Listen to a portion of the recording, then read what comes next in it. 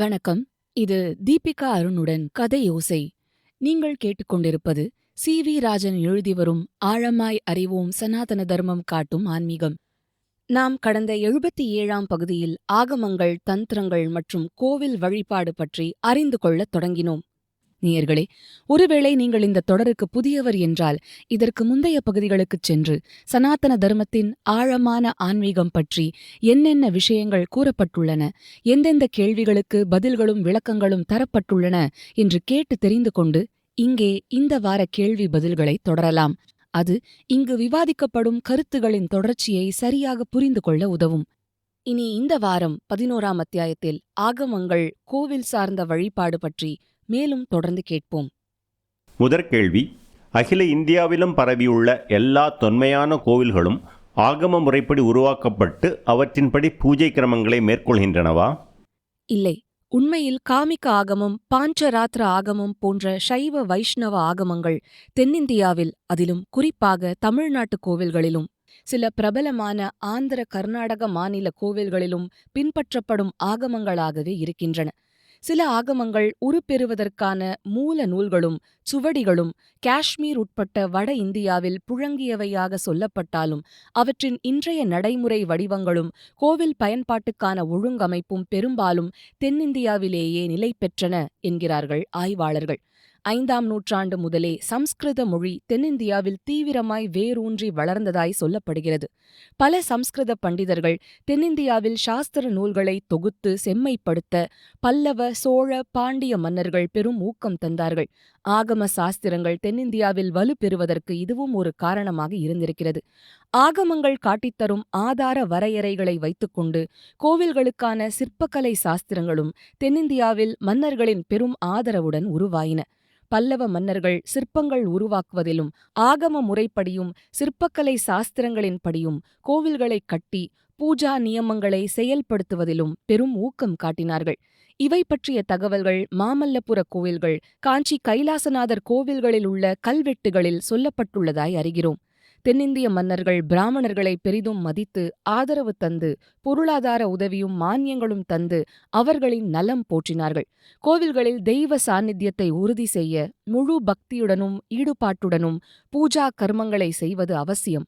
அதற்கு சம்ஸ்கிருத ஞானமும் மந்திர பிரயோகத்திறனும் ஸ்ரத்தையும் ஒழுக்கமும் சுய கட்டுப்பாடும் மிகுந்த பிராமணர்களையே பூஜாரிகளாய் நியமிக்கும் பாரம்பரியமும் வந்தது. தமிழ்நாட்டில் சைவ சித்தாந்தம் மிக பலமாக வேரூன்றியிருந்தது. அவ்வாறே வைஷ்ணவமும். சைவ வைஷ்ணவம் இரண்டையுமே பல்லவ, சோழ, பாண்டிய மன்னர்கள் பெரிதும் ஆதரித்து வளர்த்தார்கள். தமிழ்நாட்டில் பக்தி இயக்கம் நாயன்மார்களும் ஆழ்வார்களும் ஆற்றிய பங்கால் தீவிரமாக வேரூன்றியது. நாயன்மார்களும் ஆழ்வார்களும் கோவில் கோவிலாகச் சென்று அக்கோவில்களில் குடியிருக்கும் இறைவனை தரிசித்து அவரது பெருமைகளையும் புகழையும் பாடினார்கள். இப்படி தமிழ் பக்தி இலக்கியம் சார்ந்த பாடல்கள் கோவில் வழிபாட்டின் ஓர் அங்கமாக காலப்போக்கில் சேர்ந்தன. முற்காலத்தில் தமிழ் மன்னர்களால் ஆளப்பட்டு தமிழர்கள் வாழ்ந்த ஸ்ரீலங்காவின் சிவன் கோவில்களில் சைவ ஆகமங்கள் பின்பற்றப்படுகின்றன என்பது ஒரு சுவையான தகவல். இந்தியாவின் வேறு பகுதிகளின் கோவில் அமைப்புகள், பூஜா முறைகள் பற்றி பின்னர் மீண்டும் சுருக்கமாக பார்ப்போம். இரண்டாம் கேள்வி: தமிழ்நாடு, ஆந்திரா, கர்நாடகாவில் உள்ள பிரபலமான சிவன் கோவில்களில் எந்த ஆகம முறைகள் பின்பற்றப்படுகின்றன? 28 சைவ ஆகமங்களில் காமிகம், அஜிதம், சுப்ரபேதம் போன்ற சில ஆகமங்களே முக்கியமானவையாக இருக்கின்றன என்று முன்பே சொன்னோம். குறிப்பாக மந்திரபூர்வமான கோவில் பூஜா நியமங்கள் பற்றிய வழிகாட்டுதல்களுக்கு காமிக ஆகமம் மிக விரிவாய் அமைந்திருக்கிறது. கோவிலின் உருவாக்கம், அமைப்பு, விக்கிரகங்களின் அளவுகள் இவற்றை பொறுத்தவரை சில ஆகமங்கள் கூடுதல் வழிகாட்டுதல்கள் தருகின்றன. எனவே ஒரு குறிப்பிட்ட சைவ ஆகமம் ஒரு சிவன் கோவிலில் பிரதானமாக பின்பற்றப்பட்டாலும் மற்ற ஆகமங்களின் தாக்கமும் பயன்பாடும் கூட அவற்றில் உட்பட்டிருக்கின்றன. அதாவது கோவிலின் பிரதிஷ்டை முறைகளுக்கு ஒரு ஆகமமும் வழிபாட்டு முறைகளுக்கு மற்றொரு ஆகமமும் பிரதானமாக இருக்கும். இப்போது தமிழ்நாட்டின் சில முக்கியமான சிவன் கோவில்கள் பற்றி பார்ப்போம். திருவண்ணாமலை அருணாச்சலேஸ்வரர் கோவில் காமிக ஆகமம், அஜித ஆகமமும். காஞ்சிபுரம் ஏகாம்பரேஸ்வரர் கோவில் பிரதானமாய் கிரண ஆகமம். கும்பகோணம் கும்பேஸ்வரர் கோவில் காரண ஆகமம், காமிக ஆகமம். ராமேஸ்வரம் ராமநாதர் கோவில் கிரண ஆகமம். மதுரை மீனாட்சி சுந்தரேஸ்வரர் கோவில் காமிக ஆகமம், காரண ஆகமம். சிதம்பரம் நடராஜர் கோவில் மற்ற சிவன் கோவில்களிலிருந்து வித்தியாசமாய் தில்லை தீக்ஷிதர் பரம்பரையினால் நிர்வாகம் செய்யப்படும் இந்த கோவிலில் ஒரு தனித்த சைவ வேத ஆகம கலப்பு மரபு நடைமுறையில் உள்ளது. அதில் முக்த ஆகமத்தின் தாக்கமும் உள்ளது. ஆந்திராவிலுள்ள காளஹஸ்தி உட்பட பல பிரபல சிவன் கோவில்களை எடுத்துக்கொண்டால் அவற்றில் சைவ ஆகமங்களின் தாக்கம் பெருமளவு இருந்தாலும் கலப்படமான பல சம்பிரதாயங்கள் பின்பற்றப்படுகின்றன என அறிகிறோம். கர்நாடகாவில் உள்ள பிரபல சிவன் கோவில்களான முருடேஸ்வர், ஹம்பி விருப்பாக்ஷர், கோகர்ணம், மகாபலேஸ்வர் போன்ற கோவில்களில் சைவ சித்தாந்தத்தை ஒட்டியும் சைவ ஆகமங்களை ஒட்டியும் வழிபாடுகள் நடக்கின்றன. கர்நாடகாவின் மிக பிரபலமான சிவன் கோவிலாகிய தர்மஸ்தலா ஸ்ரீ மஞ்சுநாதர் கோவிலின் நிர்வாகம் ஜைன பரம்பரையில் வருகின்ற ஹெகடே குடும்பத்தாரைச் சார்ந்தது என்பது ஒரு வித்தியாசமான அமைப்பாகும். இக்கோவிலில் சைவ சித்தாந்தத்தை பின்பற்றி சைவ ஆகமங்களின் வழியில் பூஜை சம்பிரதாயங்கள் உள்ளன. கூடவே இக்கோவிலின் காவல் தெய்வமான அன்னப்ப சுவாமிக்கு துளு சம்பிரதாயத்தின் பூத கோல தெய்வ ஆராதனையும் புழக்கத்தில் இருக்கிறது. தேவியை வழிபடும் கர்நாடக கோவில்களான கொல்லூர் மூகாம்பிகை, மைசூர் சாமுண்டேஸ்வரி கோவில், ஸ்ருங்கேரி சாரதாதேவி கோவில்களில் பிரதானமாய் ஸ்ரீவித்யா தந்திர வழிபாட்டு முறைகள் மேற்கொள்ளப்படுவதாய் அறிகிறோம். 3ஆம் கேள்வி. வைஷ்ணவ ஆகமங்களான பாஞ்சராத்திரம், வைகானசம் இரண்டுக்கும் உள்ள முக்கியமான வித்தியாசங்கள் என்ன? பொதுவாகவே ஆகமங்கள் வேதத்தோடு நேரடி சம்பந்தமில்லாத தமக்கே உரிய மந்திரங்கள் கொண்டு விளங்கினாலும் அவை வேதத்துக்கு இணையாய் உருவான ஒரு சாஸ்திரம் எனப்பட்டாலும் வைகானசத்தை பொறுத்தவரை அது வேத சம்பந்தத்துக்கு அதிக முக்கியத்துவம் தரும் ஒரு ஆகமமாக விளங்குகிறது. பாஞ்சராத்திரம் நாம் முன்பே சொன்னபடி பகவான் விஷ்ணுவே ஆதிசேஷனுக்கு உபதேசித்ததாக சொல்வது மரபு. பாஞ்சராத்திரம் பற்பல தனி சம்ஹிதைகளின் தொகுப்பாகும். ஆனால் வைகானசம் வேத பாரம்பரியத்தில் வந்த ரிஷி விக்கானசர் உருவாக்கியதாக சொல்லப்படுகிறது. அதில் வேத மந்திரங்களுக்கும் மிகுந்த முக்கியத்துவம் உண்டு. பாஞ்சராத்திரத்தில் அர்ச்சகர்கள் அந்த ஆகம முறையில் தீட்சை பெறுவதன் மூலமே தகுதி பெறுகின்றனர். அவர்கள் வேத அத்தியனம் செய்திருக்க வேண்டியதில்லை. ஒரு அர்ச்சகர் பரம்பரையில் வரவேண்டிய அவசியமும் இல்லை. ஆனால் வைகானசத்தில் வேத அத்தியனம் செய்வதும் வைகானச சம்பிரதாயத்தை கற்பதும் அப்படிப்பட்ட அர்ச்சகர் பரம்பரையில் வருவதும் அவசியம். தீட்சைக்கு முக்கியத்துவம் இல்லை. வைகானச அர்ச்சகர்கள் பெரும்பாலும் வடகலை சம்பிரதாயத்தை பின்பற்றுபவர்கள். நாம் முன்பே சொன்னபடி பாஞ்சராத்திரத்தில் பகவான் விஷ்ணுவின் 4 ஆற்றல்களின் வெளிப்பாடுகளாக, அதாவது வியூகங்களாக வாசுதேவர், சங்கர்ஷனர், பிரத்யும்னர், அனிருத்தர் என விளக்கும் தத்துவம் முக்கியத்துவம் வாய்ந்தது. அதாவது பகவான் பரபிரம்மமாய் உணர்வு வடிவாய் வாசுதேவராய் இருப்பதோடு அழித்தல், படைத்தல், காத்தல் ஆகிய ஆற்றல்களாய் இருப்பவர்கள் சங்கர்ஷனர், பிரத்யும்னர், அனிருத்தர் என தத்துவ ரீதியாய் விளக்கப்படுகிறது. ஆனால் வைகானசத்தில் நாராயணர் ஒருவரே சகலமுமாய் இருக்கிறார். நடைமுறையில் அர்ச்சகர்கள் பின்பற்றுகிறார்களோ இல்லையோ, பாஞ்சராத்திரத்தில் யோகபாதம் உண்டு. அதில் பகவானின் ரூப தியானம், அகமுகமான அர்ச்சனை ஆகியவை உண்டு. ஆனால் வைகானசத்தின் நடைமுறையில் அகமுகமான யோக சாதனைகளுக்கோ தியானத்துக்கோ அதிக முக்கியத்துவம் இல்லை.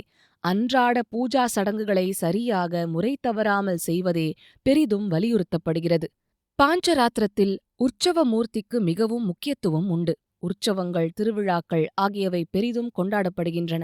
மாறாக வைகானசத்தில் மூல விக்கிரக வழிபாட்டுக்கே மிக அதிக முக்கியத்துவம் தரப்படுகிறது. காலம், இடம், சூழல் இவற்றுக்கு தகுந்தவாறு வளைந்து கொடுத்து மாற்றங்களுக்கு இடம் கொடுப்பது பாஞ்சராத்திரம். ஆனால் வைகானசம் தொன்மையான சம்பிரதாயங்களில் பிடிமானம் கூடுதலாக உள்ள ஆகமம் ஆகும். 4ஆம் கேள்வி. தமிழ்நாடு, ஆந்திரா, கர்நாடகாவில் உள்ள பிரபலமான வைஷ்ணவ கோயில்களில் எந்த ஆகம முறைகள் பின்பற்றப்படுகின்றன? ஸ்ரீ வைஷ்ணவ சம்பிரதாயத்துக்கும் விசிஷ்டாத்வைத கோட்பாட்டுக்கும் பெரும் உத்வேகம் தந்த ஸ்ரீ ராமானுஜரை கொண்டாடும் சம்பிரதாயம் கொண்ட கோவில்களிலும் ஆழ்வார்கள் பாடிய திவ்ய க்ஷேத்திரங்களிலும் பாஞ்சராத்திர ஆகமமே பிரதானமாய் விளங்குகிறது. ஸ்ரீரங்கம் ரங்கநாதர் கோவில் உட்பட மிக அதிகமான வைஷ்ணவ கோவில்களில் பின்பற்றப்படும் ஆகம சம்பிரதாயம் பாஞ்சராத்திரமே.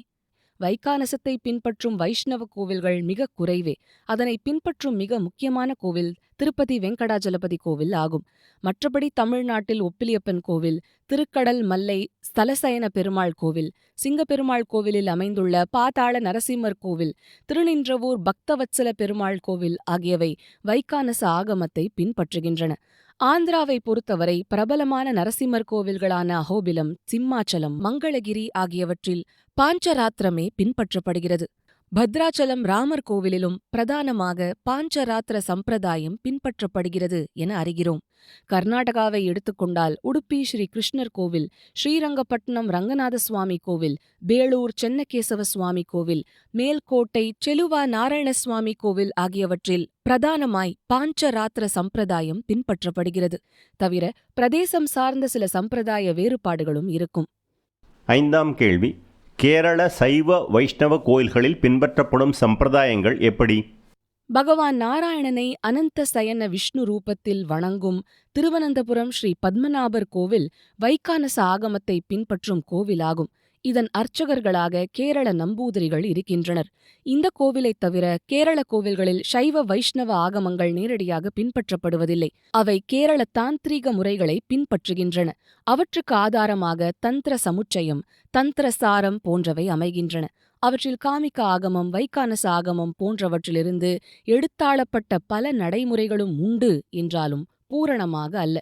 பத்மநாப சுவாமி கோவிலைத் தவிர அநேகமாக பிற கேரள கோவில்களின் வடிவமைப்பு முற்றிலும் கேரள பாணியில், தமிழ்நாட்டு சிற்பக்கலையோடு சம்பந்தமே இல்லாத வகையில் அமைந்திருக்கின்றன.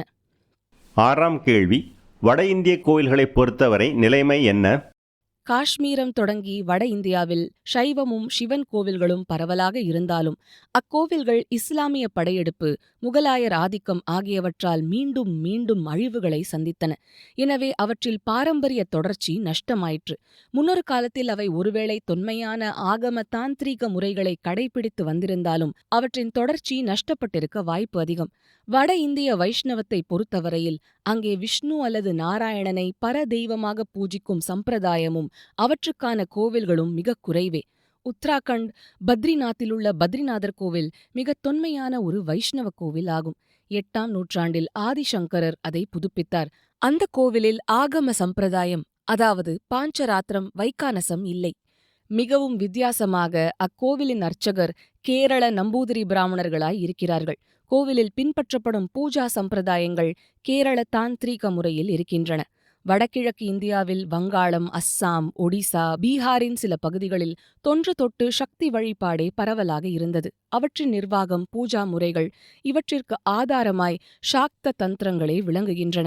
காளி தந்திரம், கௌல தந்திரம், தாரா தந்திரம், யோகினி தந்திரம் போன்றவற்றை பின்பற்றியே அஸ்ஸாமிலுள்ள காமாக்கியா கோவில், கல்கத்தா காளிகாட் காளி, தக்ஷிணேஸ்வர பவதாரிணி காளி, பீர் பூமிலுள்ள உக்ர தாரா, ஒடிசா கஞ்சமிலுள்ள தாரா தாரிணி கோவில்களும் இன்னும் பல பிரபலமான யோகினி கோவில்களும் அமைந்திருக்கின்றன. வட இந்தியாவில் வைஷ்ணவம் என்பது விஷ்ணு பக்தியாக இல்லாது ராம பக்தியாகவும் கிருஷ்ண பக்தியாகவுமே அதிகம் பரிமளித்திருக்கிறது. தென்னிந்தியாவில் ராமரையும் கிருஷ்ணரையும் பகவான் விஷ்ணுவின் அவதாரமாக சொல்லப்படுவது போல வட இந்தியாவில் இல்லை. ராமரையே பரதெய்வமாகவும் பரபிரம்மமாகவும் கொண்டாடும் ராமானந்தி சம்பிரதாயம் உத்தரப்பிரதேசம், பீகார், வட மத்திய பிரதேசம் போன்ற பகுதிகளில், குறிப்பாக அயோத்தி, வாரணாசி, பிரயாக்ராஜ், மித்திலை, சித்திரக்கூடம் போன்ற பகுதிகளில் பின்பற்றப்படுகிறது. இக்கோவில்களில் ஆகம சம்பிரதாயம் இல்லை. வழிபாடுகளில் புராணங்களை சார்ந்த ராமானந்தி சம்பிரதாய வழிபாட்டு முறைகள் பின்பற்றப்படுகின்றன. கௌடிய வைஷ்ணவ சம்பிரதாயத்திலோ பகவான் கிருஷ்ணரே பரதெய்வமும் பரபிரம்மமும் ஆவார். ராதையே அவரது சித் சக்தி. ராதா கிருஷ்ண பக்தியை முன்னிறுத்தும் கௌடிய வைஷ்ணவம் வங்காளம், ஒடிசா பகுதிகளில் பிரபலமாகும். சமீப காலத்தில் மிகப் பிரபலமாகிவிட்ட இஸ்கான் கோவில்களிலும் பின்பற்றப்படுவது கௌடிய வைஷ்ணவமே. கௌடிய வைஷ்ணவ கோவில்களில் உள்ள வழிபாட்டு முறைகள் பிருந்தாவன கோஸ்வாமி பாரம்பரியத்தை பின்பற்றியவை. முறையான பூஜை, மந்திரங்கள், சடங்கு சம்பிரதாயங்களை விட நாம சங்கீர்த்தனம், பாவம், பக்தி ஆகியவையே அதிகம் வலியுறுத்தப்படுகின்றன. வட இந்தியாவில் ராதாகிருஷ்ண பக்தியை முன்னிறுத்தும் மற்றொரு சம்பிரதாயமான நிம்பார்க்கர் சம்பிரதாயம் கௌடிய வைஷ்ணவத்துக்கும் முன்னோடியானாலும் அதை சார்ந்த கோவில்கள் மிகக் குறைவே.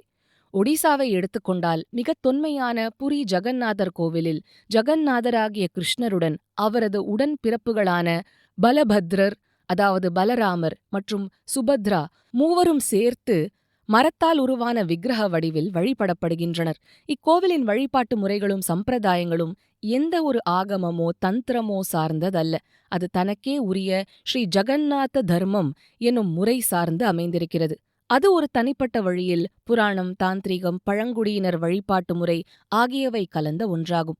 புவனேஸ்வரில் பிரபலமான லிங்கராஜா கோவிலில் கலிங்க சைவ தாந்திரீக ஆகம முறை பின்பற்றப்படுவதாக அறிகிறோம். குஜராத், ராஜஸ்தான் போன்ற பிரதேசங்களில் பார்த்தால் கிருஷ்ண பக்தி சார்ந்த கோவில்களே பிரதானமாக இருக்கின்றன. அவை பகவான் கிருஷ்ணரையே பரபிரம்மமாக வலியுறுத்தும் வல்லபாச்சாரியார் உருவாக்கிய புஷ்டி சம்பிரதாயத்தை அதிகம் சார்ந்தவை. அதன் மூர்த்தி வழிபாட்டில் ராதைக்கு தனித்த முக்கியத்துவம் இல்லை. ராஜஸ்தானில் ராதாகிருஷ்ண பக்தியை வலியுறுத்தும் கௌடிய சம்பிரதாய கோவில்களும் உண்டு. நேயர்களே, இத்துடன் இந்த வாரப்பகுதியை நிறைவு செய்து இனி வரும் வாரமும் ஆகமம் மற்றும் கோவில் வழிபாடு சார்ந்த வேறு சில கேள்விகளுக்கு விடைகளை கேட்போம். நேயர்களே, இனி மீண்டும் அடுத்த வாரம் சந்திப்போம். அதுவரை உங்களிடமிருந்து விடை பெறுவது கதையோசை தீபிகா அருண்.